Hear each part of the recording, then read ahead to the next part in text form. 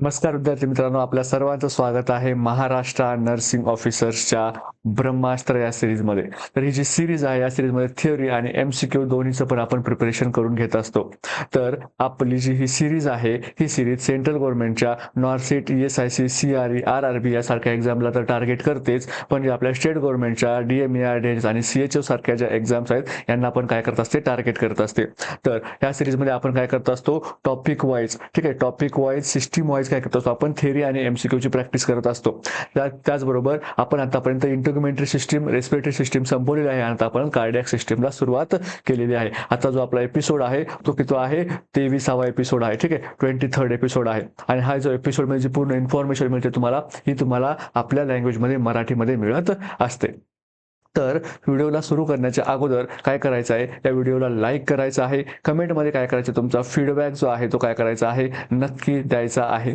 त्याचबरोबर काय करायचं आहे, हा जो व्हिडिओ आहे तुमच्या मित्रांपर्यंत शेअर करायचा, जेणेकरून त्यांना पण नॉलेज मिळणार आहे. आणि जर अजून पण तुम्ही चॅनलला सबस्क्राईब नसेल केले तर चॅनलला सबस्क्राईब नक्की करायचं आहे. यूट्यूबप्रमाणे आपण अदर सोशल मीडिया प्लॅटफॉर्मवर पण अवेलेबल आहोत, जसं की व्हॉट्सअप, इंस्टाग्राम, टेलिग्राम आणि फेसबुक, ठीक आहे. इथे पण तुम्ही आमच्यासोबत कनेक्ट होऊ शकता. तर आपण कुठली सिस्टीम सुरू केली आहे, आपण कार्डियाक सिस्टीम सुरू केली आहे. आणि कार्डियाक सिस्टीम मधला आपला जो आजचा टॉपिक आहे तो आहे कार्डिओमायोपॅथी. कुठला टॉपिक आहे आजचा आपला, कार्डिओमायोपॅथी.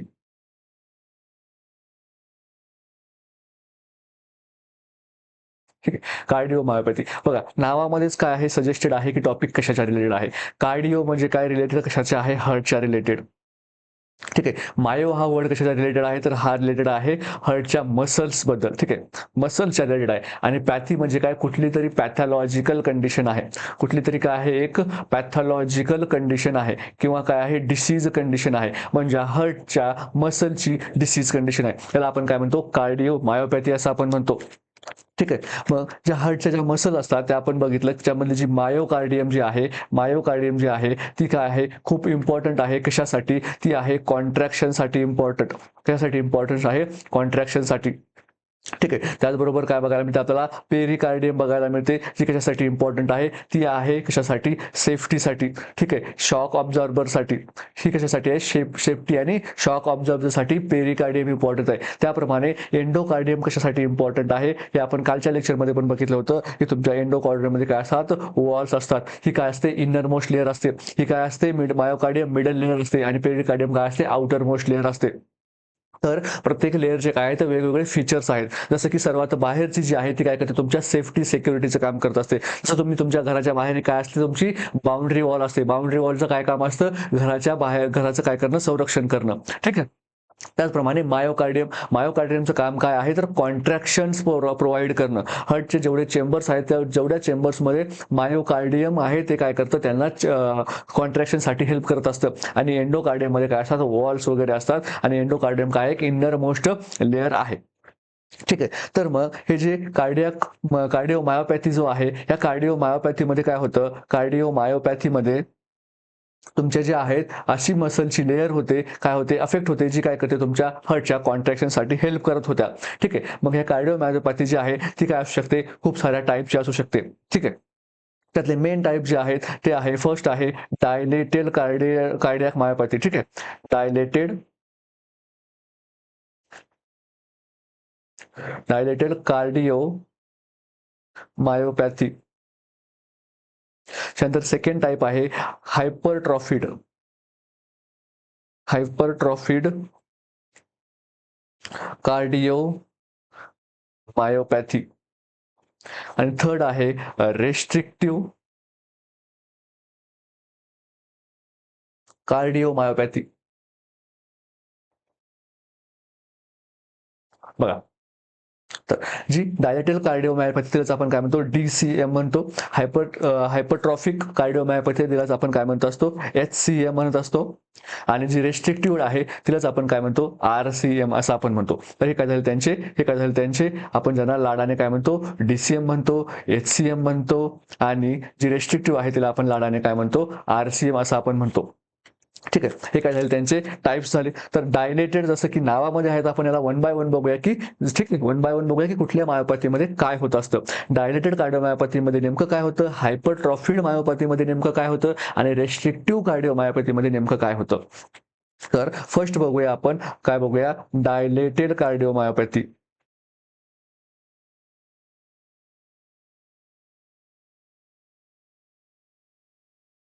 त्याच आपण काय म्हणतो, DCM असं आपण म्हणतो. काय म्हणतो, DCM असं आपण म्हणतो. तर बघा, डायलेटेड कार्डिओमायोपॅथी आपल्याला नावामध्येच काय सांगितलेलं आहे, तुमचा जो चेंबर आहे, ठीक आहे, तुमचा जो हार्टचा चेंबर आहे तो काय होत आहे, नॉर्मल साईजपेक्षा काय झालेला आहे, डायलेट झालेला आहे. ठीक आहे, डायलेट झालेला आहे म्हणजे आपण काय म्हणतो, डायलेटेड कार्डिओमायोपॅथी असं आपण म्हणतो. म्हणजे असं इमॅजिन करा की तुमचा एक हार्टचा जो वेंट्रिकल आहे हा एक चेंबर आहे आणि तो एक फुगा आहे, असं तुम्ही काय करा, इमॅजिन करा. आणि तुम्ही काय करा, असं इमॅजिन करा तो काय एक फुगा आहे असं इमॅजिन करा. आणि फॉर एक्झाम्पल या कंडिशनमध्ये तुम्ही काय केलं, या फुग्यामध्ये थोडीशी हवा भरली. ठीक आहे, थोडीशी हवा भरल्याच्या नंतर तुमच्या लक्षात असं येईल की चेंबरची साईज काय आहे, कमी आहे, पण ही जी चेंबरची वॉल आहे म्हणजे तुमचा फुगा आहे तो कसा बघायला मिळेल, तुम्हाला थिक बघायला मिळेल. मग तुम्ही काय केलं, त्याच्यामध्ये अजून हवा भरली.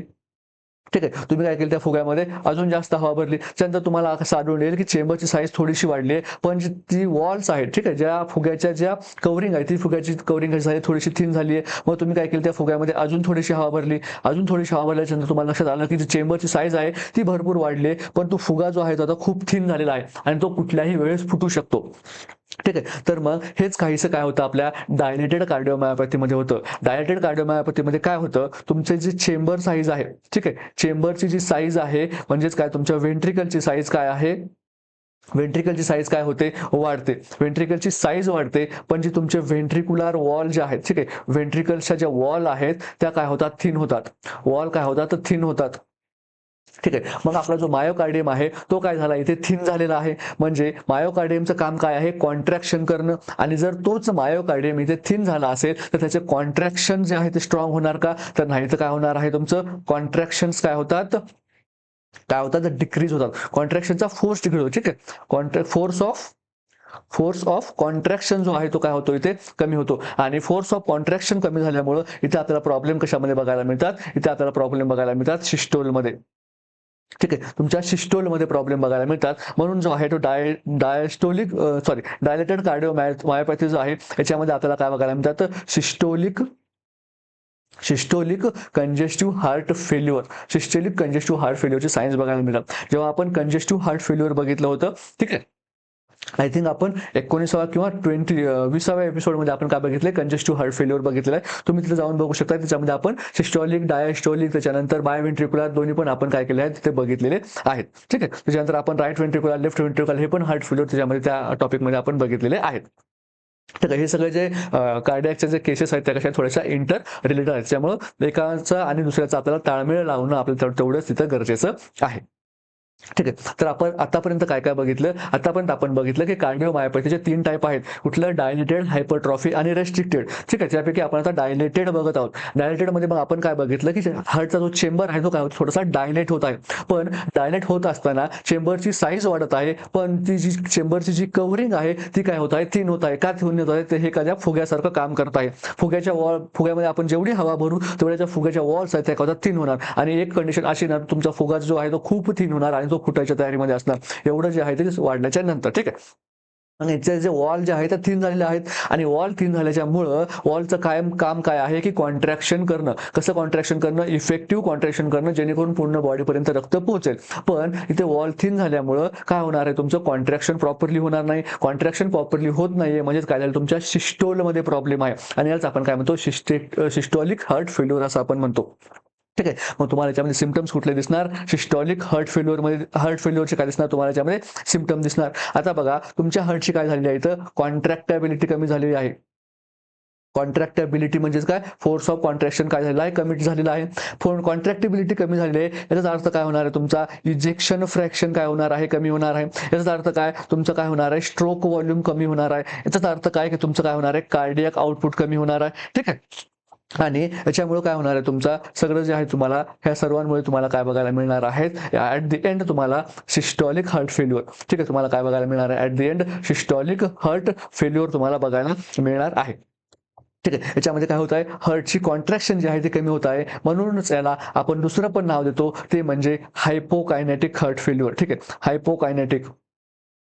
हायपोकायनेटिक सीएमपी असं सुद्धा आपण याला म्हणतो. हायपोकायनेटिक सीएमपी. सीएमपी म्हणजे काय, कार्डिओमायोपॅथी. ठीक आहे. कार्डिओमायोपॅथी आज आपण काय म्हणतो, हायपोकायनेटिक. ठीक आहे. कॉन्ट्रॅक्शन कमी झालेत म्हणून काय म्हणतो, कायनेटिक. आणि कमी झालेत म्हणून काय, हायपोकायनेटिक सीएमपी, हायपोकायनेटिक कार्डिओमायोपॅथी असं आपण याला म्हणत असतो. आणि जर डीसीएम आहे, ठीक आहे, डीसीएम म्हणजे काय, डायलेटेड कार्डिओमायोपॅथी, यालाच आपण काय म्हणतो, हायपोकायनेटिक सीएमपी असं पण आपण म्हणतो. आणि याचे जर कॉजेस बघितले आपण डीसीएमचे, म्हणजे तुम्हाला डायलेटेड कार्डिओमायोपॅथी का होतं याचे जर आपण कॉजेस बघितले तर आपल्याला असं लक्षात येतं की जे आहे तो मोस्ट कॉमन जो याचा कॉज आहे तो आहे इडिओपॅथिक. ठीक आहे. इडिओपॅथिक कार्डिओमायोपॅथी का, कारण याचं जे रिझन आहे ते काय होतं, 25% केसेसपेक्षा जास्त काय होतं आपल्याला बघायला मिळतं की त्याचं रिझन जे आहे ते आपल्याला माहित नसतं. जेव्हा आपल्याला रिझन माहित नसतं तेव्हा त्या आजाराला आपण कुठला म्हणतो, इडिओपॅथिक आजार असं आपण म्हणतो.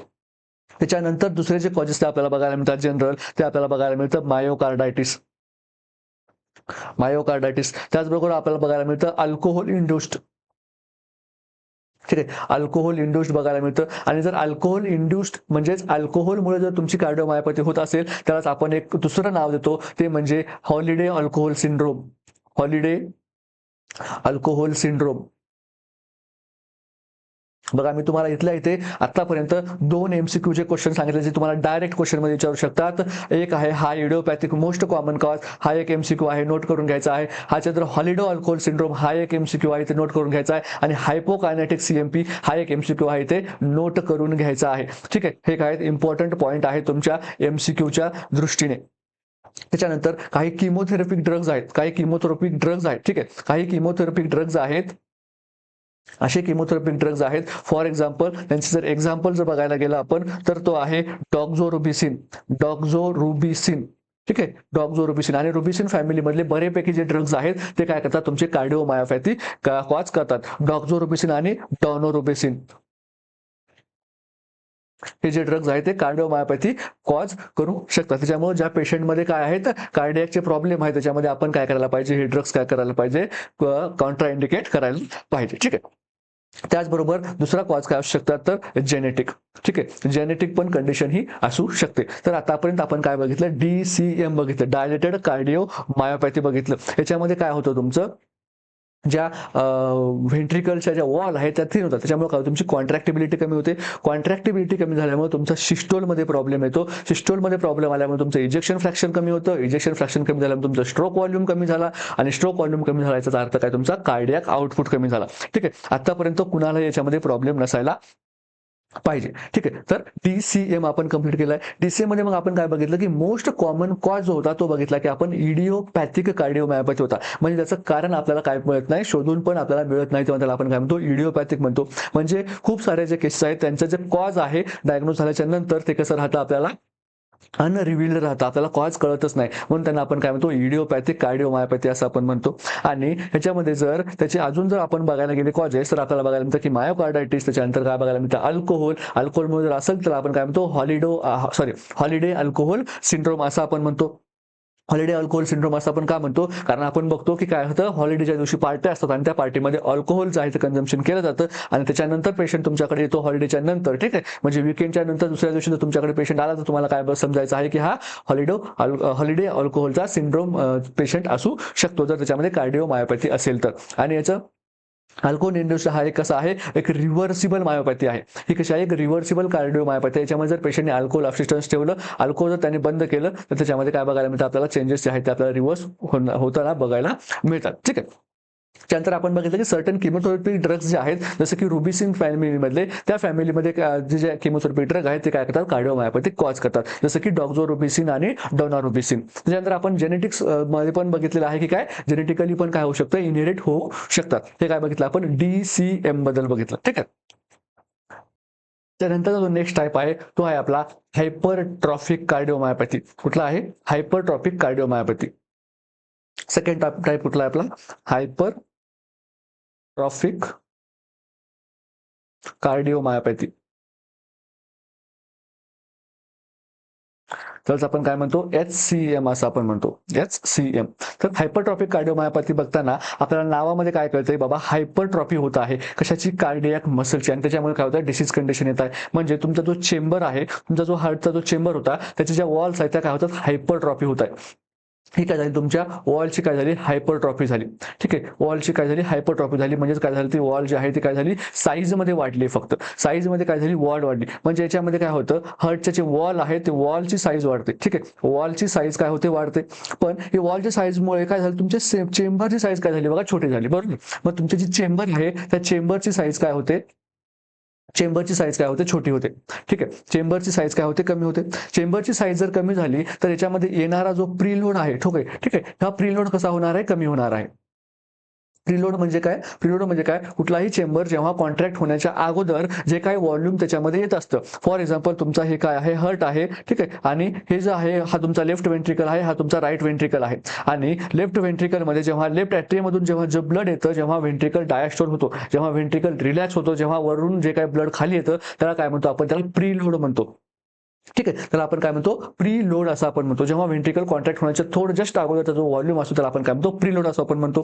आणि हा प्रीलोड काय होणार आहे, याच्यामध्ये कमी येणार आहे. म्हणजे वरतून ब्लड जे आहे ते रिसिव्ह कसं होणार आहे, कमी होणार आहे. का, कारण चेंबरची साईज काय झालेली आहे, याच्यामध्ये छोटी झालेली आहे. चेंबरची साईज झाल्यामुळे ब्लडची जी फिलिंग आहे, ब्लडची जी फिलिंग आहे, किंवा यालाच आपण काय म्हणू शकतो थोडक्यात, वेंट्रिक्युलर फिलिंग जी आहे. ठीक आहे, वेंट्रिक्युलर फिलिंग जी आहे ती कशी होणार आहे, कमी होणार आहे. वेंट्रिक्युलर फिलिंग काय होते, कमी होते. ठीक आहे, याच्यामध्ये काय झालेलं आहे, एकतर काय झाली, वॉलची साईज वाढली आणि चेंबरची साईज काय झाली, कमी झाली. मग चेंबरची साईज कमी झाल्यामुळे काय झालं, तुमच्या वेंट्रिक्युलर फिलिंग जी आहे ती कमी झाली. आता वॉलची साईज वाढली, याचा अर्थ काय झालाय, तुमच्या मायोकार्डियमची साईज वाढली.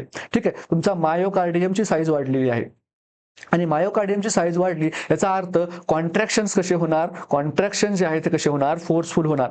ठीक आहे, कॉन्ट्रॅक्शन कसे होणार, स्ट्रॉंग होणार. ठीक आहे, कॉन्ट्रॅक्शन स्ट्रॉंग होतात, पण काय होतं, जे रिलॅक्झेशन आहे, ठीक आहे, जे रिलॅक्झेशन आहे ते काय होत नाहीये, व्यवस्थित होत नाहीये. का, कारण रिलॅक्झेशन होणं याचा अर्थ काय, की तुमच्या चेंबरची काय करणं, स्वतःची जागा वाढवून घेणं, जेणेकरून जे आहे ते ब्लड तो रिसिव्ह करू शकेल. जेवढं जास्त त्यानं चेंबरचं रिलॅक्सेशन होतं तेवढं त्याला काय म्हणतो आपण, इफेक्टिव्ह डायस्टोल असं आपण म्हणतो. आणि जेवढा एखादा चेंबर जो आहे तो फोर्सफुल कॉन्ट्रॅक्शन करतो त्याला आपण काय म्हणतो, इफेक्टिव्ह सिस्टोल असं आपण म्हणतो. मग याच्यामध्ये काय होऊ शकत नाही, तुमच्या हार्टचं इफेक्टिव्ह डायस्टोल होऊ शकत नाही. इफेक्टिव्ह डायस्टोल होऊ शकत नाहीये याचा अर्थ तुमचा हार्टचा जो चेंबर आहे तो काय करू शकत नाही, effectively more amount of blood काय करू शकत नाही, रिसिव्ह करू शकत नाही. आणि जर तो मोर अमाऊंट ऑफ ब्लड रिसिव्ह नाही केला तर त्याने मोर अमाऊंट ऑफ ब्लड सिस्टेमिक आवर्टाला देऊ शकत नाही. म्हणजे तुमच्या बॉडीला पण ब्लड काय जातं, कमी जातं. मग इथे प्रॉब्लेम कशामध्ये आहे, इथे प्रॉब्लेम कॉन्ट्रॅक्शन मध्ये आहे का, तर नाही. इथे प्रॉब्लेम कशामध्ये आहे, रिलॅक्सेशन मध्ये आहे. म्हणजेच आपण असं म्हणू शकतो की HCM मध्ये काय आहे, डायस्टोलिक हार्ट फेल्युअर होऊ शकतो.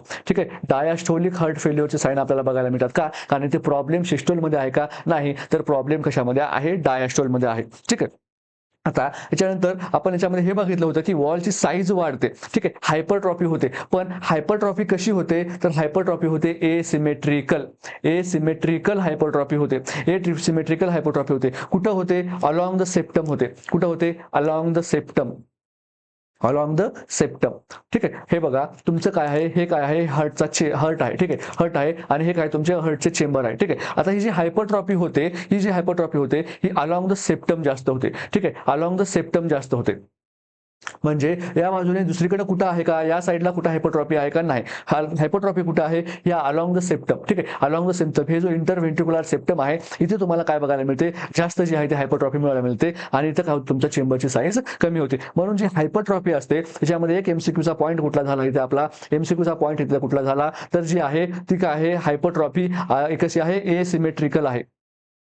एसिमेट्रिकल आहे. दुसरा एमसीक्यूचा पॉईंट कुठला झाला, तर दुसरा एमसीक्यूचा पॉईंट झाला ती म्हणजे कशी होते, हायपरट्रॉफी जी आहे ती कशी होते, अलॉंग द सेप्टम होते. ठीक आहे, अलॉंग द सेप्टम होते. हा काय झाला, आपला दुसरा एमसीक्यूचा पॉईंट झाला. त्याच्यानंतर आपण काय बघितलं की चेंबरची साईज कशी होते, कमी होते. चेंबरची साईज कमी झाल्यामुळे ब्लड फिलिंग काय होते, कमी होते. त्याच्यामुळे अजून एक आपण पॉईंट त्याच्यामध्ये बघितला की काय, की तुमचे जे सिस्टोल आहे, ठीक आहे, त्याच्यामध्ये काय होतं, तुमचा सिस्टोल काय असतो, नॉर्मल असतो. सिस्टोल कसा असतो? नॉर्मल असतो. ठीक आहे. आणि काय असतो? डायस्टोल कसा असतो? ॲबनॉर्मल असतो. डायस्टोल मध्ये प्रॉब्लेम कुठं असतो तुमच्या? डायस्टोल म्हणजे कुठं रिलॅक्सेशन जे आहे ते कसं असतं? ॲबनॉर्मल असतं. नॉर्मल काय आहे तुमचा? सिस्टोल आहे. आणि डायस्टोल मध्ये काय झाल्यामुळे प्रॉब्लेम झाल्यामुळे आपल्याला काय बघायला मिळतं? डायस्टोलिक हार्ट फेल्युअर बघायला मिळतं. ठीक आहे. आणि याच्यामध्ये रिस्क ऑफ व्हेंट्रिक्युलर अरिथमिया जास्त असते. ठीक आहे. काय असते? रिस्क ऑफ व्हेंट्रिक्युलर अरिथमिया किंवा फिब्रिलेशन काय असते? जास्त असते. का? कारण मायोकार्डियम जे आहे तो खूप ताकदवर आहे. इथला मायोकार्डियम जो आहे तो खूप थिक झालेला असल्यामुळे तो खूप ताकदवर आहे आणि तो काय करतो? फास्ट ब्लड पंप करायला बघतो, जेणेकरून काय होईल? त्याची जी पुअर फिलिंग आहे ती काय होणार? तो कंपन्सेट करू शकणार आहे. का? कारण तो जरी फोर्सफुली कॉन्ट्रॅक्ट करत असेल तरी पण काय जात नाहीये? ब्लड जेवढं जावं तेवढं बाहेर जात नाहीये. का? कारण इथे ब्लड नाहीच आहे. ठीक आहे. आपण जे म्हणतो बघा, जर आडातच नाहीये तर पोऱ्यात कुठून येणार? म्हणजे ठीक आहे, हे काय तुमचा आड आहे, विहीर आहे. या विहिरीमध्ये जर ब्लड नसेल तर इकडे सिस्टमिक आउटामध्ये तुम्ही कितीही जरी जास्त फोर्सफुली कॉन्ट्रॅक्शन केलं तरी पण ते पुढे जाणार आहे का? नाही जाणार. का? कारण जे आहे तिथं प्रीलोडच तेवढा नाही, तिथं ब्लड अवेलेबिलिटीच तेवढी नाही त्या व्हेंट्रिकलमध्ये. कारण त्या ब्लडचे जे चेंबर आहे त्या चेंबरची साईज खूप छोटी आहे. ठीक आहे. म्हणून आपण HCM मध्ये काय म्हणू शकतो? याच्यामध्ये काय होते? फक्त वॉलची साईज वाढते आणि काय होते? चेंबरची साईज काय होते? कमी होते. चेंबरची साईज कमी झाल्यामुळे फिलिंग कमी होते आणि फिलिंग कमी झाल्यामुळे तुमचं काय होतं? परत जे आहे ते पुढे ब्लड पोहोचू शकत नाही व्यवस्थित. ठीक आहे. त्याच्यानंतर याच्यामध्ये अजून एक प्रॉब्लेम काय होतो बघा, इथे जे आहे ती जी हायपरट्रॉफी जी आहे ती फक्त व्हेंट्रिकल्स न होता कधी कधी काय होतं? तुमच्या कोरोनरी आर्टरी ज्या आहेत, कोरोनरी आर्टरीची जी वॉलची थिकनेस जी आहे ती पण वाढते. ती पण काय होते? वाढते. कोरोनरी आर्टरीच्या वॉलची थिकनेस वाढते. ठीक आहे. कोरोनरी आर्टरीच्या वॉलची थिकनेस वाढल्यामुळे काय होतं? कोरोनरी आर्टरी ज्या आहेत त्या काय होतात? नॅरो होतात. कोरोनरी आर्टरी काय होतात? नॅरो होतात. बघा, कोरोनरी आर्टरी नॅरो झाली म्हणून तुमचं काय होणार आहे? जे हार्टला जो ब्लड सप्लाय जातोय तो काय होतो? कमी होतो. हार्टला ब्लड सप्लाय कमी झाल्यामुळं तिथं काय होतं? नेक्रोसिस होतो. ठीक आहे. त्यानंतर काय होतं? इस्केमिया बघायला मिळतो. आणि इस्केमिया आणि नेक्रोसिस झाल्यामुळं अजून फर्दर काय होतं? व्हेंट्रिक्युलर फंक्शन काय होतं? डिस्टर्ब होतं. फर्दर व्हेंट्रिक्युलर फंक्शन काय होतं? डिस्टर्ब होतं. ठीक आहे. तर आतापर्यंत आपण काय काय बघितलं बघा, हायपरट्रॉफिक कार्डिओमायोपॅथी बद्दल आपण काय बघितलं की हायपरट्रॉफी होते कुणाची? व्हेंट्रिकल्सच्या वॉलची. आणि त्या वॉलची हायपरट्रॉफी एवढी जास्त होते की तुमच्या चेंबरची साईज कमी होते. ठीक आहे. मग आता आपण दोन पॅथोफिजिओलॉजी बघतो. एकीकडे काय झाली? तुमच्या वॉलची साईज वाढली आहे, एकीकडे काय झाली? तुमच्या चेंबरची काय झाली? साईज कमी झाली आहे. आता वॉलची साईज वाढल्यामुळे तुमचा मायोकार्डियम तिथे स्ट्रॉंग होत आहे. मायोकार्डियम काय करतोय? स्ट्रॉंगली कॉन्ट्रॅक्ट करतोय आणि रिलॅक्स प्रॉपरली होत नाहीये. म्हणून याला आपण काय म्हणतो? डायस्टोलिक जो आहे तो याच्यामध्ये प्रॉब्लेम येतो आणि याला आपण काय म्हणू शकतो? हायपर कायनेटिक CMP असं आपण याला म्हणू शकतो. का? कारण कॉन्ट्रॅक्शन कशा आहेत? स्ट्रॉंग आहेत. आणि कॉन्ट्रॅक्शन स्ट्रॉंग असल्यामुळं याला आपण काय म्हणू शकतो? तर हायपर कायनेटिक CMP असं आपण याला म्हणू शकतो. जो DCM होता त्याला आपण काय म्हणलं होतं? हायपोकायनेटिक CMP असं आपण म्हटलं होतं. आणि का? कारण त्याच्यामध्ये कॉन्ट्रॅक्शन जे आहे ते कमी होत होते. तिथे प्रॉब्लेम कशामध्ये होता? सिस्टोलमध्ये होता. इथे HCP म्हणजे जे हायपरट्रॉफिक कार्डिओमायोपॅथी आहे किंवा HCM आहे याच्यामध्ये प्रॉब्लेम कुठं आहे? तुमच्या डायस्टोलमध्ये आहे. म्हणून याला आपण काय म्हणतो? हायपर कायनेटिक CMP म्हणतो. याच्यामध्ये कॉन्ट्रॅक्शन भरपूर स्ट्रॉंग आहे. सिस्टोलमध्ये काहीही प्रॉब्लेम नाहीये. प्रॉब्लेम आहे तुमच्या डायस्टोलमध्ये. तुमचा व्हेंट्रिकल प्रॉपरली रिलॅक्स होत नाहीये. व्हेंट्रिकलला जेवढं जे आहे ते चेंबरची साईज वाढायला पाहिजे तेवढी चेंबरची साईज काय होत नाही, याच्यामध्ये वाढत नाही आहे.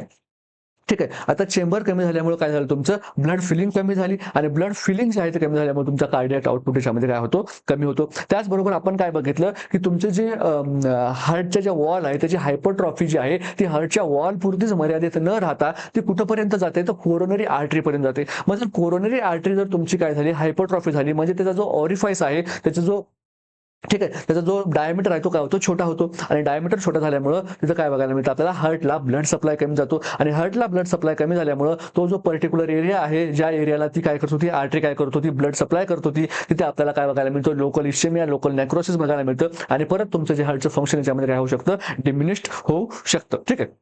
त्यानंतर आपण काय बघितलं की तिची हायपरट्रॉफी असते ती कशी असते? एसिमेट्रिकल असते, अलॉंग द सेप्टम असते आणि सिस्टोल नॉर्मल असतो आणि डायस्टोल कसा असतो? त्याच्यामध्ये प्रॉब्लेम झालेला असतो. हे काय बघितलं आपण? MCQचे पॉईंट जे आहेत ते काय? MCQचे पॉईंट्स याच्यामध्ये बघितलं जिथे आपल्याला क्वेश्चन विचारू शकतात. अजून आपल्याला जे हायपरट्रॉफिक मध्ये जर क्वेश्चन तुम्हाला अजून कुठला विचारू शकत असतील तर MCQचा पॉईंट जर बद्दल बोलायचं झालं तर आपल्याला विचारू शकतात की जर एखादा ऍथलीट असेल, ठीक आहे, हा प्रॉब्लेम जो आहे आपल्याला मोस्ट कॉमनली जर एखादा ऍथलीटचा असेल आणि त्या ऍथलीटचं जर सडन कार्डियक डेथ असेल सडन जर कार्डियाक डेथ जर झालेली असेल, कार्डियाक जर डेथ झालेली असेल, तर आपण त्याचं मोस्ट कॉमन कॉज काय असू शकतं, तर त्याचं हायपरट्रॉफिक कार्डिओमायोपॅथी हे काय असू शकतं, मोस्ट कॉमन कॉज असू शकतं. जर एखाद्या ॲटलीस्ट आपल्याला सडन कार्डियाक डेथने जेव्हा आपल्याला पोस्टमॉर्टम मध्ये आपल्याला कळतं की काय झालं आहे, तो हार्ट काय झालेला आहे, सडन कार्डियाक डेथ त्याची डेथ झाली आहे, तेव्हा आपल्याला काय बघायला मिळतं, हायपरट्रॉफिक कार्डिओमायोपॅथी हे बघायला मिळतं. म्हणजे तुम्हाला ॲथलीट्समध्ये विचारलं तर हायपरट्रॉफिक कार्डिओमायोपॅथी हे काय येणार आहे, आपल्या इथं आन्सर असते. ठीक आहे. त्याच्यानंतर आपण काय बघू शकतो, हा जो HCM आहे याचे दोन परत काय असतात, टाईप असतात. याचे काय असतात, परत दोन टाईप असतात. एक असतं ऑब्स्ट्रक्टेड आणि दुसरं काय बघायला मिळतं आपल्याला, नॉन ऑब्स्ट्रक्टेड. तर बघा आपण काय बघितलं होतं की हे जो हार्ट आहे, ठीक आहे, हा जो हार्ट आहे लेफ्ट वेंट्रिकलला काय तुमचा सिस्टेमिक आवर्टा अटॅच आहे आणि हे जर अलॉंग द सेप्टम खूप जास्त असं काय झालेलं असेल, हायपरट्रॉफी झालेली असेल, तर काय होऊ शकतं, हे जो तुमचा आवर्टाचे जो ऑरिफाईस आहे याची पण काय होऊ शकते, हायपरट्रॉफी होऊ शकते. म्हणजे एक तर इथे पण ब्लड कमी आहे आणि परत तुम्ही हा जो वे आहे तो पण ब्लॉक केला आहे आणि जो काय झालं, तुमचा वे काय झाला आहे, ऑब्स्ट्रक्ट झालेला आहे आणि वे ऑब्स्ट्रक्ट झालेला आहे म्हणजेच काय झालेलं आहे, हे काय आहे, most dangerous type of CMP आहे. हे काय आहे, most dangerous type of CMP cardiomyopathy. Most dangerous type of myopathy जर कुठला असेल तर ते कुठली आहे, ऑब्स्ट्रक्टेड हायपरट्रॉफिक कार्डिओमायोपॅथी. ही काय आहे, most dangerous type of cardiomyopathy आहे. त्यानंतर आपण नॉन ऑब्स्ट्रक्टेड बघतो, याच्यामध्ये काय होत नाही, ऑब्स्ट्रक्शन होत नाही. ऑब्स्ट्रक्शन न झालं तर आपण त्याला काय म्हणतो, नॉन ऑब्स्ट्रक्टेड. ऑब्स्ट्रक्शन झालं तर आपण त्याला काय म्हणतो, ऑब्स्ट्रक्टेड असं आपण त्याला म्हणत असतो. ठीक आहे. त्याच्यानंतर बघूया की जो HCM आहे किंवा हायपरट्रॉफिक कार्डिओमायोपॅथी आहे, जेव्हा आपण कॉजेस बघतो, ठीक आहे, जेव्हा आपण काय बघतो, कॉजेस बघतो, तर याचा मोस्ट कॉमन कॉज आहे याचा कुठला, जेनेटिक. आपण काय बघितलं, DCM मध्ये मोस्ट कॉमन कॉज कुठला आहे, इडिओपॅथिक. ठीक आहे, इडिओपॅथिक कशामध्ये बघितला होता आपण, DCM मध्ये बघितला होता. पण इथे मोस्ट कॉमन कॉज कुठला आहे, तुमचा जेनेटिक आहे. का, कारण याच्यामध्ये एक रेअर डिसीज कंडिशन आहे. कुठली रेअर डिसीज कंडिशन आहे, ती कशी आहे, ऑटो डॉमिनंट आहे. ठीक आहे, ऑटो डॉमिनंट आहे. त्याच्यामध्ये काय होतं, तुमचं कार्डियकची जे आहे ते काय होते, हायपरट्रॉफी होते. कार्डियक मसलची काय होते, हायपरट्रॉफी आपल्याला बघायला मिळते. ठीक आहे, त्याच्यामध्ये आपल्याला जे आहे तो हा MCQ most of the time विचारला जातो की मोस्ट कॉमन कॉज आहे ते हायपरट्रॉफिक कार्डिओमायोपॅथीचं काय आहे. त्याच्यामध्ये आपल्याला काय सांगायचं आहे की तो काय आहे, रेअर काय आहे, ऑटोइम्यून काय आहे, डॉमिनंट डिसऑर्डर आहे. सॉरी, ऑटोझोमल डॉमिनंट डिसऑर्डर आहे. ठीक आहे, हे झालं आपलं HCM बद्दल. आपण काय बघितले, DCM बघितले आणि HCM बघितले. DCM म्हणजे काय, डायलेटेड कार्डिओमायोपॅथी, आणि त्याच्यानंतर आपण काय बघितलेलं आहे, HCM पण बघितलेलं आहे. DCM आणि HCM झाल्याच्या नंतर आपल्याला काय बघायचं आहे, रेस्ट्रिक्टिव्ह कार्डिओमायोपॅथी. थर्ड जो टाईप आहे तो बघायचा आहे. थर्ड टाईप काय आहे आपला, रेस्ट्रिक्टिव्ह कार्डिओमायोपॅथी. त्यावेळेस आपण काय म्हणतो, RCM असं आपण म्हणतो. तर रेस्ट्रिक्टिव्ह कार्डिओमायोपॅथी जे आहे ते आपल्याला नावामध्ये सजेस्ट करते. बघा काय येत आहेत, कुठे रेस्ट्रिक्शन्स येत आहेत आणि रेस्ट्रिक्शन्स आल्यामुळं हार्टच्या मसलमध्ये काय होत आहे, कुठला तरी आजार होत आहे. याला आपण काय म्हणतो, रेस्ट्रिक्टिव्ह कार्डिओमायोपॅथी म्हणतो. मग रेस्ट्रिक्टिव्ह कार्डिओमायोपॅथीमध्ये नेमकं काय होतं, याच्या रेस्ट्रिक्टिव्ह कार्डिओमायोपॅथीमध्ये काय होतं, तुमचे जे व्हेंट्रिकल्स आहेत, तुमचे जे हार्टचे चेंबर्स आहेत, याची काय होतं, इलास्टिसिटी कमी होते.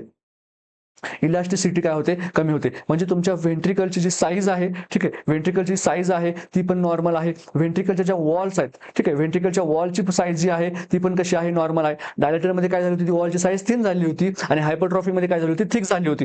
पण रेस्ट्रिक्टिव्हमध्ये काय, वॉलची साईज पण नॉर्मल आहे. डायलेटेडमध्ये काय झालं होतं, व्हेंट्रिकलची साईज काय झाली होती, वाढली होती. त्याच्यानंतर हायपरट्रॉफीमध्ये काय झाली होती, व्हेंट्रिकलची साईज कमी झाली होती. पण रेस्ट्रिक्टिव्हमध्ये ती पण काय आहे, नॉर्मल आहे.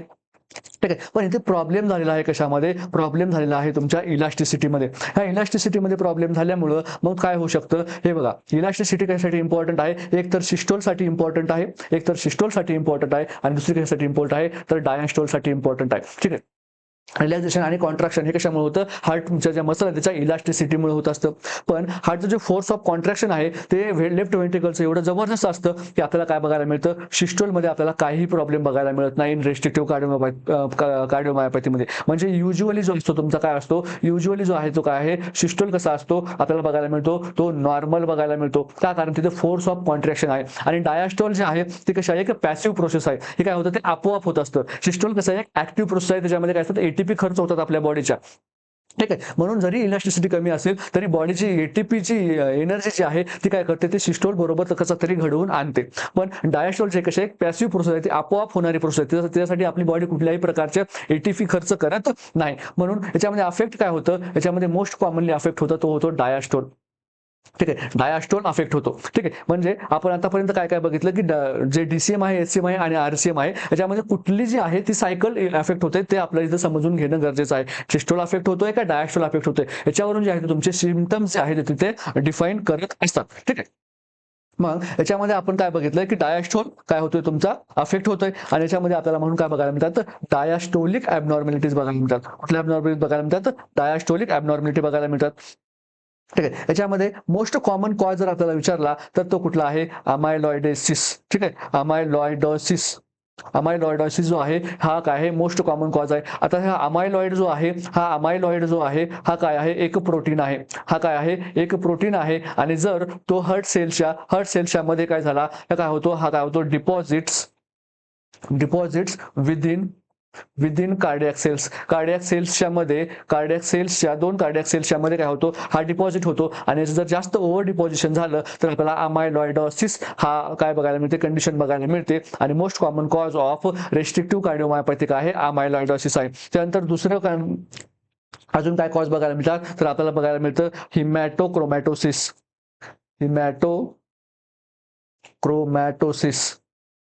याच्यामध्ये काय होतं, आयर्नचं डिपॉझिशन होतं. जसं सेम तुमच्या इकडे अमायलॉइड प्रोटीनचं डिपॉझिशन होतं, याच्यामध्ये काय होतं, आयर्नचं डिपॉझिशन होतं. आणि आपल्याला अजून काय बघायला मिळतात, इडिओपॅथिक हे काय बघायला मिळतात, आपल्याला कॉजेस बघायला मिळतात. ठीक आहे.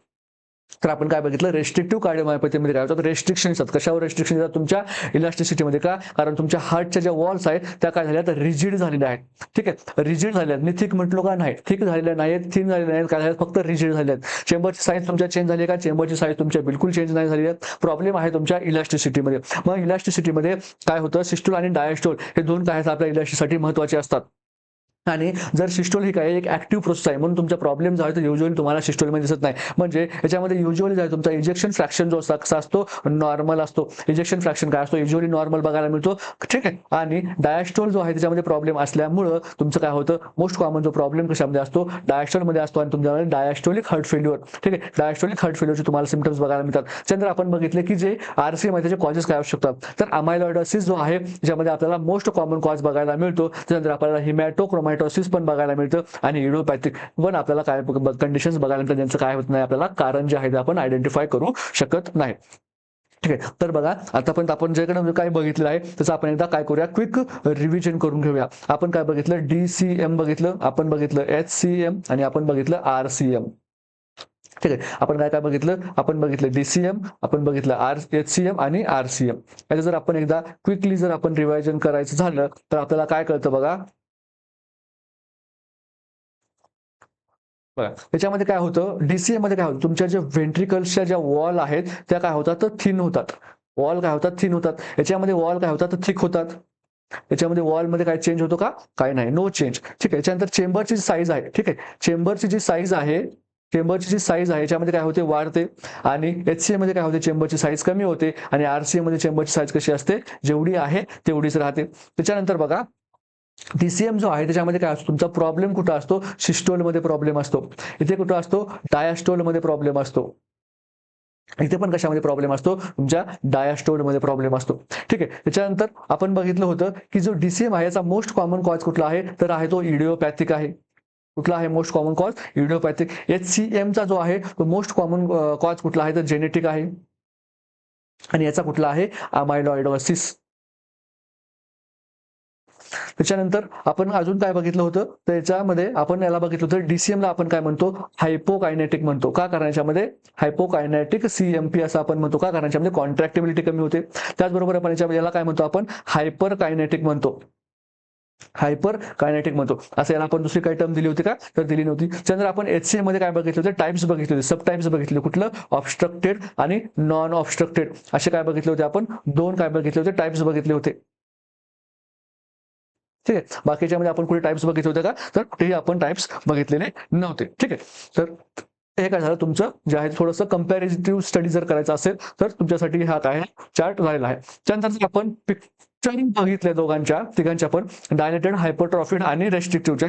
तर बघा तुम्हाला असं बघायला मिळेल की ह्या इथे काय झालं आहे, तुमचं जी व्हेंट्रिकलची साईज आहे ती काय झालेली आहे, जेवढी असायला पेक्षा त्यापेक्षा काय झालेली आहे, जास्त आहे. म्हणजे काय झालं, तुमचं इन्क्रीज व्हेंट्रिक्युलर चेंबर साईज आणि काय झाले, डिक्रीज मसल साईज. मसलची साईज काय झाली आहे, कमी झाली आहे, थिन झालेली आहे. ठीक आहे, म्हणून याला आपण काय म्हटलं, डायलेटेड म्हटलं. याच्यामध्ये काय होतं, थिन होतं. आणि याच्यामध्ये हायपरट्रॉफीमध्ये काय होतं बघा, तुमची जी व्हेंट्रिकलची जे मसलची साईज बघा ही खूप वाढलेली आहे, पूर्ण काय झाली, मसलची साईज वाढलेली आहे. म्हणजे आपण काय म्हणतो, लेफ्ट व्हेंट्रिक्युलर हायपरट्रॉफी म्हणतो. पण हे होत असताना काय झालं, तुमच्या डिक्रीज व्हेंट्रिक्युलर चेंबर साईज, चेंबरची साईज झालेली आहे ती काय झालेली आहे, कमी झालेली आहे. आणि रेस्ट्रिक्टिव्ह मध्ये बघा काय होत आहे, तुमच्या याच्यामध्ये लेफ्ट व्हेंट्रिक्युलर हायपरट्रॉफी होते, पण जी कसे होते, रिजिड होते. ठीक आहे, रिजिड होते, रिजिड होतोय. तो जो सरफेस आहे तो रिजिड होतोय, त्याच्यामुळे तुमच्या व्हेंट्रिकलच्या साईजवर जे आहे तो काय होत नाही, प्रभाव पडत नाहीये. ठीक आहे, व्हेंट्रिकलची साईज आहे त्याच्यावर काय होत नाहीये, प्रभाव पडत नाही आहे.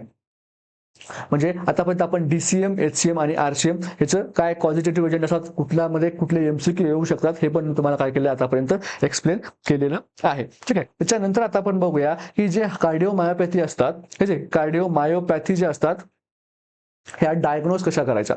ह्या डायग्नोज करताना आपण कुठल्या कुठल्या जे आहे ते डायग्नोस्टिक टेस्ट जे आहे आपण यूजमध्ये घेतो. तर याच्यामध्ये जर तुम्हाला विचारलं तर याच्यामध्ये आहे मोस्ट युजफुल, जर विचारलं, ठीक आहे, मोस्ट युजफुल टेस्ट जर विचारली तर ती कुठली आहे, तर ती आहे 2D इको.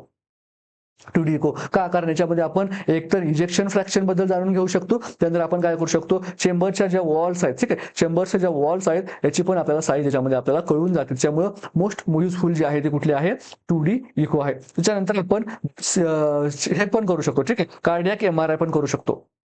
कार्डियाक MRI पण आपल्याला काय देतं, बेटर अंडरस्टँडिंग देतं. त्याचप्रमाणे आपण काय करू शकतो, ECG. ठीक आहे, सगळ्या ज्या कार्डियाक तुमच्या कंडिशन आहेत, तर सर्वच कार्डियाक कंडिशनमध्ये आपल्याला ECG बघायला मिळते. मग ECG मध्ये आपल्याला काय सायन्स बघायला मिळतात, आपल्याला ECG मध्ये left ventricular hypertrophy, left ventricular हायपरट्रॉफीचे सायन्स बघायला मिळतात. लेफ्ट व्हेंट्रिक्युलर हायपरट्रॉफीचे काय साईन असतात, तुमचा QRS जो असतो कसा असतो, वाईड असतो. त्यानंतर तुमच्या एसटी जे याच्यामध्ये पण तुम्हाला चेंजेस बघायला मिळतात. आणि जी तुमची टी वेव्ह असते याच्यामध्ये तुम्हाला कशी बघायला मिळते, इन्व्हर्टेड बघायला मिळते. ठीक आहे, प्रॉब्लेम कशाचा आहे, व्हेंट्रिकलमध्ये आहे. म्हणून प्रॉब्लेम जेव्हा जेव्हा व्हेंट्रिकल असतो तेव्हा आपल्या पी वेव्ह मध्ये कधीही प्रॉब्लेम येतो का, नाही येत. बघा QRS कसा होतो, वाईड होतो का, कारण जे आहे ते जो व्हेंट्रिकल आहे त्याला कॉन्ट्रॅक्ट आणि रिलॅक्स होण्यासाठी काय लागतोय, कॉन्ट्रॅक्ट होण्यासाठी जास्त टाइम लागतोय. म्हणून तुमचा QRS जो आहे तो वाईड होत आहे. एसटी मध्ये पण तुम्हाला चेंजेस बघायला मिळतात. आणि टी इन्व्हर्टेड काय होते, कारण तिथे डायास्टोल मध्ये प्रॉब्लेम आहे. ठीक आहे, डायास्टोल मध्ये जर प्रॉब्लेम असेल तर तुम्हाला टी इन्व्हर्टेड बघायला मिळते. हे जे आहे ते काय, लेफ्ट व्हेंट्रिक्युलर हायपरट्रॉफी जेव्हा होते तेव्हा आपल्याला काय बघायला मिळतात, असे चेंजेस बघायला मिळतात ECG मध्ये. त्याच्यानंतर आपण दुसरी एखादी मेथड जी यूज करू शकतो ती म्हणजे एक्सरे. एक्सरे मध्ये पण आपल्याला काय बघायला मिळतं, लेफ्ट व्हेंट्रिक्युलर हायपरट्रॉफीचे जे सायन्स आहेत, ठीक आहे, लेफ्ट व्हेंट्रिक्युलर हायपरट्रॉफीचे सायन्स जसं की आपल्याला काय बघायला मिळतं, कार्डिओमेगॅली बघायला मिळते, कार्डिओमेगॅली बघायला मिळते. ठीक आहे, हे एक्सरे मध्ये आपल्याला बघायला मिळते. तर कुठली कुठली, 2D इको, त्याच्यानंतर कार्डियाक MRI, ECG आणि एक्सरे. ज्यापैकी जी मोस्ट युजफुल आहे किंवा जी सगळ्यात बेस्ट अंडरस्टँडिंग देते आपल्याला ती कुठली आहे, 2D इको ही काय आहे, टेस्ट आहे. ठीक आहे, त्याच्यानंतर आपण बघूया की याचं जे मॅनेजमेंट आहे ते कसं करायला पाहिजे. ठीक आहे, मॅनेजमेंट जे आहे ते कसं करायला पाहिजे. तर बघा होतं काय आहे की आपला जो कार्डिओमायोपॅथी हा जो डिसीज कंडिशन आहे याच्यामध्ये होतंय काय आहे की तुमचं जे याच्यामध्ये रास मेकॅनिझम ऍक्टिव्हेट होत आहे. रास मेकॅनिझम ऍक्टिव्हेट होत आहे. काय ऍक्टिव्हेट होत आहे, कारण तुमचा जो आहे तो हार्ट काय करत नाही, कार्डियक आउटपुट काय करतोय, कमी देतोय. हार्ट कार्डियक आउटपुट कमी दिल्यामुळे रास मेकॅनिझम ऍक्टिव्ह होतं. आणि रास मेकॅनिझम जर ऍक्टिव्हेट झालं तर बॉडी मधलं काय होतं, वाढतं, फ्लुइड वाढतं. ठीक आहे, बॉडी मधलं फ्लुइड वाढतं. आणि त्याच्यामध्ये काय करतो आपण, बॉडी मधलं फ्लुइड वाढलं त्याच्यामुळे आपण कुठला देतो, इथे ACE इनिबिटर्स देतो. ठीक आहे, ACE इनिबिटर्स देतो. कशासाठी, रासला डिॲक्टिव्हेट करण्यासाठी. रासला डिॲक्टिव्हेट करण्यासाठी ACE इनिबिटर देतो. बॉडी फ्लुइड वाढले म्हणून आपण काय देतो, डायुरेटिक्स देतो. ठीक आहे, डायुरेटिक्स देतो. त्याचबरोबर जे आहे ते जर आपण टॅकी वगैरे असेल तर आपण काय देतो, बीटा ब्लॉकर देतो. बीटा ब्लॉकर देतो, जेणेकरून काय होईल, तुमचा हार्ट रेट मेंटेन होईल. हार्ट रेट काय होईल, मेंटेन होईल. कार्डियक आउटपुट काय होईल, मेंटेन होईल. हे आपल्याला काय बघायला मिळतं, मेडिकल मॅनेजमेंटमध्ये बघायला मिळतं. अजून जे आहे ते आपल्याला काय बघायला मिळतं, पेशंटमध्ये अरिथमियाची कंडिशन असू शकते. अरिथमिया जर असेल तर पेशंटमध्ये थ्रोम्बसचे चान्सेस जास्त असू शकतात. म्हणून आपण पेशंटला अँटीकोयागुलंट पण देतो.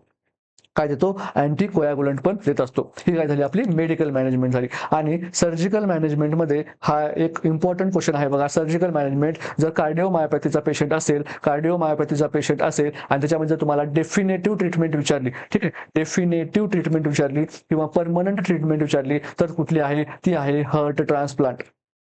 Heart transplant. आणि हार्ट ट्रान्सप्लांटचा जो डोनर असतो तो नेहमी कसा असतो, कॅडावर असतो. ठीक आहे, डोनर कसा असतो, नेहमी कॅडावर असतो, म्हणजे काय असतो, डेड असतो. आणि तो कधी आपल्याला 6 आवर्स, किती, विदिन 6 आवर्स आपल्याला काय करायला लागतं, ट्रान्सप्लांट जे आहे ते करायला लागतं. म्हणून काय करायला लागतो, जो डोनर आहे, ठीक आहे, जिथे डोनर आहे आणि जिथे रिसिव्हर आहे, ह्या दोघांच्या मध्ये जे आहे ते आपल्याला काय करायला लागतं, ग्रीन कॅरिडोर काय करून ऍक्टिव्हेट करून आपल्याला काय करायला लागतो, तो जो हार्ट आहे ट्रान्सप्लांटेड इथून इकडे घेऊन जावा लागतो. ग्रीन कॅरिडोर म्हणजे काय, तो जो रस्ता असतो from the donor to the receiver काय केला जातो, पूर्ण रस्ता ब्लॉक केला जातो. आणि त्या रस्त्याने फक्त जे आहे तुमची ती जी ऑर्गनची वाली जी गाडी येते तीच फक्त गाडी अलाउड केली जाते. बाकी सर्व ज्या गाड्या आहेत त्या काय केल्या स्टॉप केल्या जातात. आपण काय म्हणतो, ग्रीन कॉरिडोर असं आपण म्हणत असतो.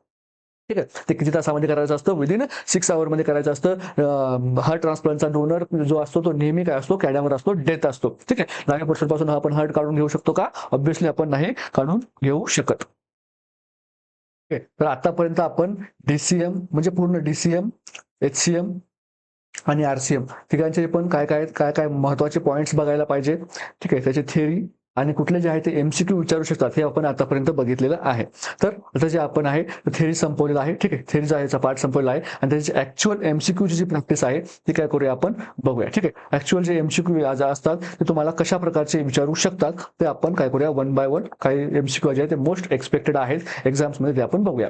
फर्स्ट ऑप्शन क्वेश्चन बघा, the most common type of cardiomyopathy world wide is. जर आपल्याला मोस्ट कॉमन टाईप विचारलं कार्डिओमायोपॅथी बद्दल, डीसीएम, एचसीएम आणि आरसीएम. ठीक आहे, ह्याच्यापैकी जर मोस्ट कॉमन जर कुठलं विचारलं तर ते कुठलं आहे, डीसीएम जे आहे ते मोस्ट कॉमन आहे. म्हणून डायलेटेड कार्डिओमायोपॅथी हे काय मोस्ट कॉमन टाईप आहे. ठीक आहे, नेक्स्ट क्वेश्चन बघूया, the most common cause of dilated cardiomyopathy. Dilated कार्डिओमायोपॅथीचं मोस्ट कॉमन कॉज विचारलेला आपल्याला. फर्स्ट ऑप्शन दिला आपल्याला अल्कोहोल अब्यूज, सेकंड दिला व्हायरल मायोकार्डायटिस, थर्ड दिला इडिओपॅथिक आणि फोर्थ दिला हायपर टेन्शन. तर बघा, अल्कोहोल अब्यूज हे पण कशामध्ये होतं, डीसी मध्ये होतं. याला आपण काय म्हणतो, हॉलिडे अल्कोहोल सिंड्रोम.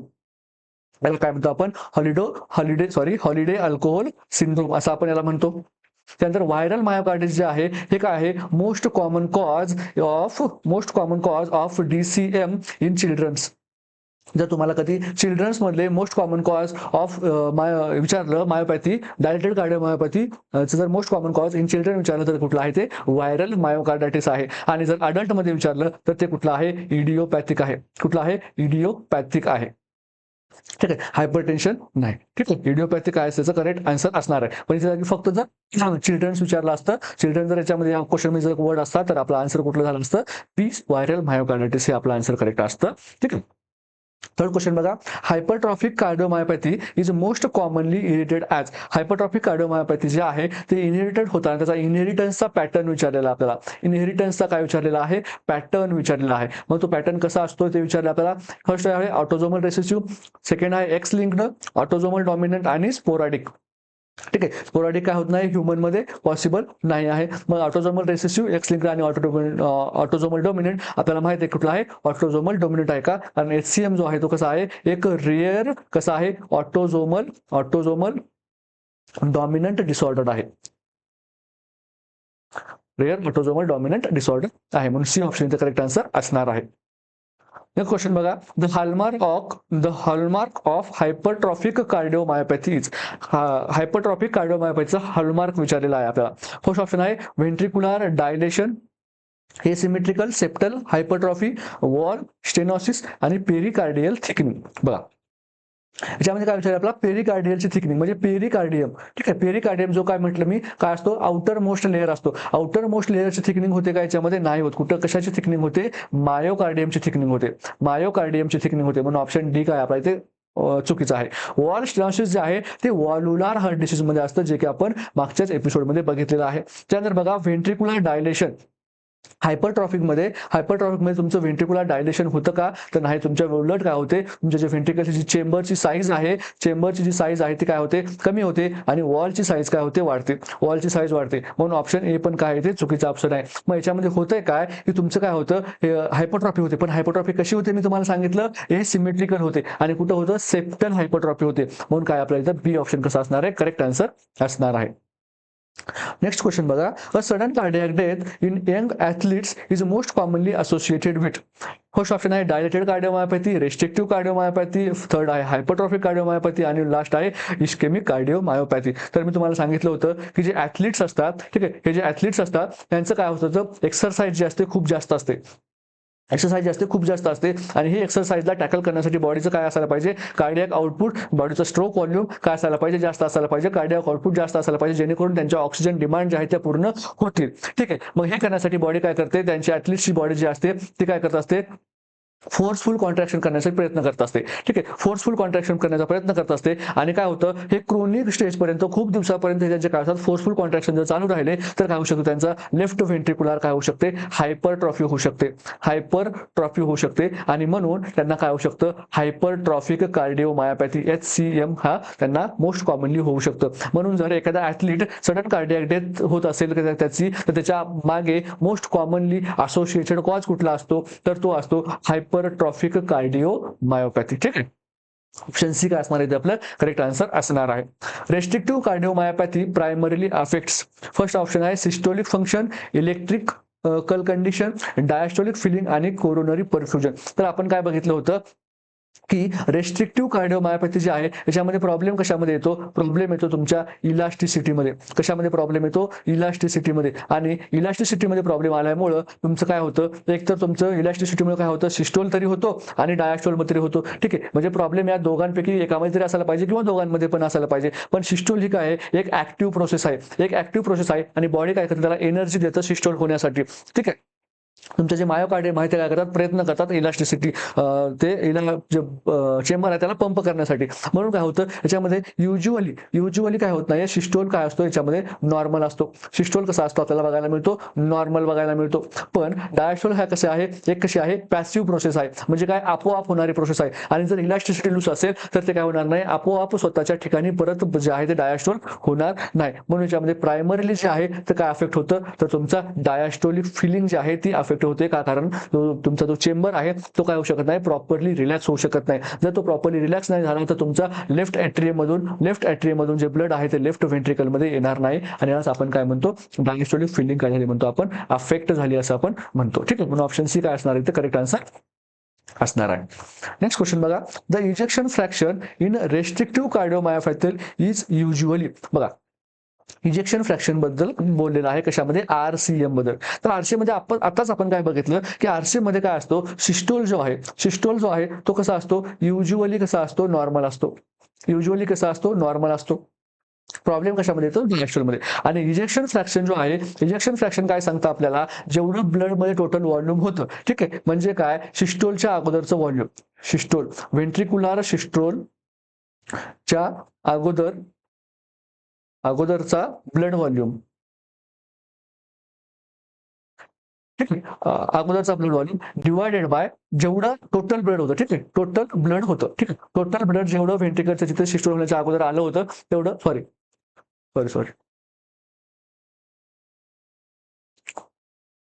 एक मिनिट. इजेक्शन फ्रॅक्शन म्हणजे काय, तुमचं जे आहे जेवढं व्हेंट्रिक्युलर सिस्टोल होण्या अगोदरचा व्हॉल्यूम जेवढा होता. ठीक आहे, अगोदरचा व्हॉल्यूम जेवढा होता त्याच्यापैकी जो आहे तो सिस्टेमिक आवर्टामध्ये किती व्हॉल्यूम गेला. ठीक आहे, सिस्टेमिक आवर्टामध्ये किती व्हॉल्यूम गेला, याला आपण काय म्हणतो, इजेक्शन फ्रॅक्शन म्हणतो. कुणाचं, आता याच्यामध्ये आपण सिस्टेमिक आवर्टा लिहिले म्हणून हे कसं झालं, लेफ्ट व्हेंट्रिकलचं इजेक्शन फ्रॅक्शन झालं. या जागी जर आपण काय लिहिलं, पल्मोनरी राईट लिहिले कसं झालं, राईट व्हेंट्रिकलचं इजेक्शन फ्रॅक्शन निघणार आहे. म्हणजे या फॉर्म्युल्यानुसार आपण असं सांगू शकतोय की जो लेफ्ट व्हेंट्रिकल आहे, ठीक आहे, हा जो लेफ्ट व्हेंट्रिकल आहे याच्यामध्ये असलेल्या ब्लड पैकी किती ब्लड बाहेर गेलं. ठीक आहे, असलेल्या ब्लड पैकी किती ब्लड बाहेर गेलं आपण काय करतोय, कम्पेअर करत आहोत. ठीक आहे, आणि जर 40 पेक्षा कमी आलं, ठीक आहे, तर आपण याला काय म्हणतो, इजेक्शन फ्रॅक्शन कमी झालेलं आहे असं आपण म्हणतो. म्हणजेच तिथे जर फॉर एक्झाम्पल 100 ml ब्लड येत असेल आणि त्याच्यापैकी जर 40 ml ब्लड काय जात असेल, बाहेर जात असेल किंवा 40 पेक्षा जर जास्त जात असेल तर आपण काय म्हणतो, नॉर्मल म्हणतो. ठीक आहे, मग फॉर एक्झाम्पल आता आपल्या या रेस्ट्रिक्टिव्ह कंडिशन मध्ये काय होतं, तुमची जी प्रिलूड आहे हाच कमी होतो. ठीक आहे, हा प्रिलूड कमी झाल्यामुळे काय होत आहे, तिथे 50 ml येत आहे आणि या 50 ml मधून जरी पण 20 ml पेक्षा जरी जास्त गेलं तरी पण तुमचा जो इजेक्शन फ्रॅक्शन किती येणार आहे, आहे 40% येणार आहे. म्हणून याच्यामध्ये इजेक्शन फ्रॅक्शन जो असतो कसा असतो, नॉर्मल असतो.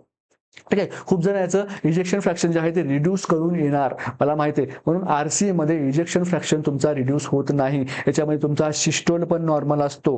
ठीक आहे. त्यामुळे तुमचा सिस्टोल पण नॉर्मल असतो आणि तुमचा इजेक्शन फ्रॅक्शन पण नॉर्मल असतो. कारण इजेक्शन फ्रॅक्शन जे आहे ते पर्सेंटेज मध्ये दिलेलं आहे आपल्याला.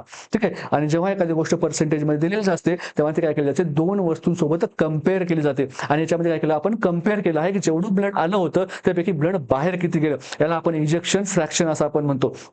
ठीक आहे. मग जर ब्लड कमीच आलं, येताना जर ब्लड कमी आलं आणि जर बाहेर जाताना जर कमी गेलं, तर त्या दोघांचं जेव्हा आपण कम्पेअर करतो तेव्हा ते काय, त्याच्यामध्ये काय होतं, आपल्याला ते चेंजेस जे आहे ते बघायला मिळत नाही. ते काय होतं, चेंजेस काय होतात, कट्स होतात. काय कारण आपण डिवायडेशन करतो, दोघांचं काय करतात, कम्पेअर करतात. म्हणून इजेक्शन फ्रॅक्शन हा रेस्ट्रिक्टिव्ह कार्डिओमायोपॅथी म्हणजे नॉर्मल असतो. ठीक आहे. नेक्स्ट क्वेश्चन बघूया. Best diagnostic investigation for cardiomyopathy. आताच बघितलेलं आपण कुठले असते, 2D इको. का करण्याच्या म्हणजे आपल्याला इजेक्शन फ्रॅक्शन आणि जे हार्टचे जे मसल आहे त्याचे हायपरट्रॉफी बद्दल पण आपल्याला काय मिळते, माहिती मिळत असते. म्हणून काय, इको कार्डिओग्राफी हा बेस्ट ऑप्शन आहे. ठीक आहे. Next question. Alcohol induced cardiomyopathy is a type of. Alcohol induced जे आहे ते कशाची टाइप आहे ते विचारलं आपल्याला. फर्स्ट ऑप्शन आहे हायपरट्रॉफिक, सेकंड आहे रेस्ट्रिक्टिव्ह, थर्ड आहे डायलेटेड आणि फोर्थ आहे इस्केमिक.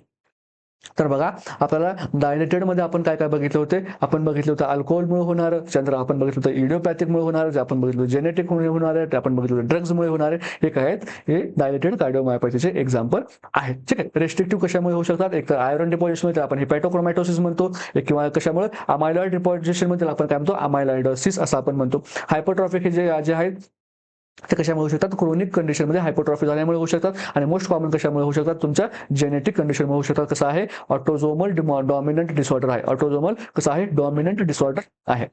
नेक्स्ट क्वेश्चन बघूया. Most common cause of restrictive cardiomyopathy. Restrictive कार्डिओमायोपॅथीचं मोस्ट कॉमन कॉज विचारलेलं आहे सार्कॉइडोसिस, हिमॅटोक्रोमॅटोसिस, अमायलॉइडोसिस आणि रिमॅटिक फिवर. तर आपण काय बघितलं आहे की अमायलॉइडोसिस काय आहे, मोस्ट कॉमन कॉज आहे कशाचं, रेस्ट्रिक्टिव्ह कार्डिओमायोपॅथीचं. ठीक आहे. नेक्स्ट क्वेश्चन बघूया. Patient with cardiomyopathy. ठीक आहे. कशी आहे, कार्डिओमायोपॅथी आहे कुठली आहे माहित नाही. ठीक आहे. कार्डिओमायोपॅथी आहे पेशंटला, फक्त आपल्याला एवढं सांगितलेलं आहे. त्याचा बीपी किती आहे बघा, 90/60. म्हणजे काय, पेशंट हायपोटेन्शन मध्ये आहे. पेशंट कशा आहे, हायपोटेन्शन मध्ये आहे. कूल्ड क्लॅमी स्किन आहे आणि अल्टर्ड सेन्सोरियम आहे. काय आहे, कूल आणि क्लॅमी स्किन आहे. आणि सेन्सोरियम कसं आहे, अल्टर्ड लेवल ऑफ कॉन्शियसनेस आहे. ठीक आहे. अल्टर्ड लेवल ऑफ कॉन्शियसनेस आहे. What should be done first. ठीक आहे. फर्स्ट ऑप्शन दिला आपल्याला, ऍडमिनिस्टर बीटा ब्लॉकर ऍडमिनिस्टर करा. सेकंड दिला आहे ओरल डायरेटिक फ्लुइड्स द्या, start oxygen and IV access. आणि फोर्थ ऑप्शन दिलाय स्टार्ट ACE इनिबिटर. तर बघा, आपल्याला CMPचा पेशंट आहे हे तर दिलेलंच आहे, पण हे जे आपल्याला सिम्पटम्स दिलेत, हे जे आपल्याला सायन्स दिलेत, हे सायन्स आपल्याला काय दाखवतात, तर शॉक दाखवतात. ठीक आहे. शॉक दाखवतात. आणि हा शॉक कुठला आहे, तर CMP आहे, कार्डिओमायोपॅथिक आहे, म्हणून हा कुठला शॉक आहे, कार्डिओजेनिक शॉक आहे. हे कुठले सिम्पटम्स आहेत, कार्डिओजेनिक शॉकचे सिम्पटम्स आहेत. आणि पेशंटला जर कार्डिओजेनिक शॉक असेल तर तुम्ही बीटा ब्लॉकर देणार का पेशंटला प्रायोरिटी बेसिसवर, ऑब्व्हियसली नाही देणार. ओरल फ्लुइड देणार का, हे तर कॉन्ट्रा इंडिकेटेड आहेत, ओरल फ्लुइड देऊ शकत नाही तुम्ही. का, कारण कार्डिओजेनिक शॉक आहे. आणि ज्या कार्डिओजेनिक शॉकमध्ये तुम्ही काय करताय, अजून पेशंटचं वर्कलोड वाढवतात. ठीक आहे. वर्कलोड तुम्ही काय करताय, वाढवतात. त्याच्या अगोदर तुम्हाला काय करायला लागतात, पेशंटला व्हॅसोप्रेसर द्यायला लागतील. पेशंटला काय करायला लागतील, अगोदर व्हॅसोप्रेसर द्यायला लागतील. व्हॅसोप्रेसर देऊन तुम्ही काय करू शकता, फ्लुइड्स देऊ शकताय. ठीक आहे. Start oxygen and IV access. हे काय वाटतं, थोडंसं मला बरोबर वाटते. आणि लास्ट ऑप्शन काय म्हणतो बघा, स्टार्ट ACE इनिबिटर. हे पण आपलं प्रायोरिटी नाही. स्टार्ट ऑक्सिजन आणि IV ऍक्सेस. मग तुम्ही काय करायला पाहिजे, अगोदर पेशंटला ऑक्सिजन ही काय असायला पाहिजे, तुमची प्रायोरिटी असायला पाहिजे. त्यानंतर पेशंटला काय करायला पाहिजे, तुम्ही IV ऍक्सेस घ्यायला पाहिजे. ठीक आहे. IV ऍक्सेस घ्यायला पाहिजे. त्याच्यानंतर तुम्ही काय करायला पाहिजे, पेशंटमध्ये व्हॅसोप्रेसर्स द्यायला पाहिजे. व्हॅसोप्रेसर्स द्यायला पाहिजे. त्यानंतर तुम्ही पेशंटमध्ये फ्लुइड द्यायला पाहिजे, जेणेकरून काय होईल, पेशंटचा जो BP आहे तो वर येईल. व्हॅसोप्रेसर दिल्यामुळे काय होईल, पेशंटचा BP काय होईल, वर येईल. त्याच्यानंतर मग तुम्ही पेशंटमध्ये काय करायला पाहिजे, बीटा ब्लॉकर. ठीक आहे. बीटा ब्लॉकर हे डिपेंड ऑन पल्स रेट. ठीक आहे. Depend on pulse rate, heart rate आणि पल्स रेट आणि ECG वर डिपेंड करतं. त्यानंतर काय द्यायला पाहिजे, ACE इनिबिटर्स द्यायला पाहिजे. ACE इनिबिटर्स द्यायला पाहिजे. ठीक आहे. झाली तुमची प्रायोरिटी. फर्स्ट कुठली झाली, ऑक्सिजन. सेकंड प्रायोरिटी तुमची व्हॅसोप्रेसर्स. ठीक आहे. ही झाली तुमची व्हॅसोप्रेसर. त्याच्या आपण अगोदर काय IV access, obviously IV access घेतल्याशिवाय तुम्ही काय देऊ शकत नाही, व्हॅसोप्रेसर्स देऊ शकत नाही. ऑप्शनमध्ये व्हॅसोप्रेसर्स हा पण ऑप्शन आहे, त्यामुळे सॉरी IV ऍक्सेस हा पण ऑप्शन आहे, त्यामुळे आपलं काय येणार, आपले C जो आहे तो करेक्ट आन्सर येणार आहे. ऑक्सिजन अगोदर घ्यायचा आपल्याला, त्याच्यानंतर IV ऍक्सेस, त्याच्यानंतर मग आपण बाकीचे कामं करू शकतो. ठीक आहे. तर आजचा जो आपला कार्डिओमायोपॅथी, ठीक आहे, कार्डिओमायोपॅथी हा टॉपिक आहे याचा आपण थेओरी प्लस एमसीक्यू आपण बघितलेला आहे. कुणाला जरी काही प्रॉब्लेम असेल तर तुम्ही काय करू शकता, कमेंटमध्ये नक्की विचारू शकता आणि तुम्हाला मी नक्की काय करणार आन्सर देण्याचा प्रयत्न तुम्हाला करेल. तिथे तुमच्या ज्या शंका असतील तिथे तुमच्या नक्की दूर करण्याचा प्रयत्न करेल. मी अजून सांगतोय नोट्स बनवा. ठीक आहे, नोट्स बनवल्याशिवाय तुमचा कुठल्याही याच्यामध्ये फायदा होणार नाही. तुम्ही ॲट द एंड जेव्हा तुम्हाला तुमची उद्या एक्झाम असेल तेव्हा तुम्ही नोट्समधूनच तुम्ही अभ्यास करणार आहे.